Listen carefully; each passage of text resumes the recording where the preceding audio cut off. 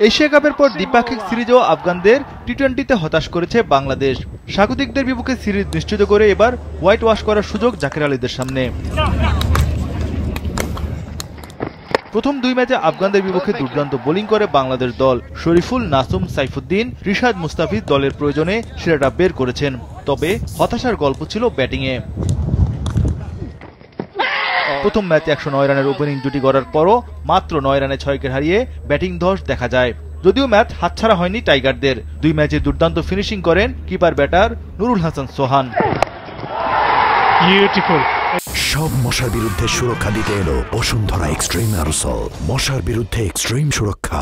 আফগানদের শক্তিশালী বোলিং ও ভারসাম্যপূর্ণ ব্যাটিং দুইবারই জব্দ হয় বাংলাদেশের সামনে। ওয়ানডে সিরিজের আগে টি-20 সিরিজে 3-0 ব্যবধানে জয়ের জন্য মরিয়া এখন বাংলাদেশ। তাই শেষ ম্যাচে খুব বেশি পরিবর্তনের সম্ভাবনা নেই। সিরিজে কোনো ম্যাচ না খেলা তাওহিদ হৃদয় খেলতে পারেন একাদশে। টাইগার পেসার মোস্তাফিজ এই সিরিজে টি-20তে চতুর্থ বোলার হিসেবে 150 উইকেটের মাইলফলক স্পর্শ করেছেন। টাইগার জার্সিতে সাকিবকে টপকে সর্বাধিক 152 উইকেট শিকার করেন বাঁহাতি পেসার। টি-20তে উইকেট সংখ্যায় তার উপরে কেবল রশিদ খান ও টিম সাউদি। বাংলাদেশের ওয়ানডে দলের বাকিরা এরই মধ্যে আরব আমিরাত পৌঁছেছেন। টি-20 দলের সঙ্গে তারা একসঙ্গে ডিনার সেরেছেন শনিবার রাতে। সব মিলে বাংলাদেশ দল এখন ফুরফুরে মেজাজে। আফগানদের বিপক্ষে টি-20 সিরিজ জয় দিয়ে শীর্ষক এমন আত্মবিশ্বাস টাইগারদের মনে।